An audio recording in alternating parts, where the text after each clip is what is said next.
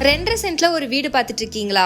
அதுவும் பிரீமியமா ஃபுல் ஃபர்னிச்சரோட இருக்கிற வீடு தாங்க நம்ம வீடு. கிழக்கு பார்த்த சைட்ல கிழக்கு வாசலுங்க நம்ம வீடு. இந்த வீடு புக் ஆகிறதுக்குள்ள நீங்க முந்திக்கோங்க.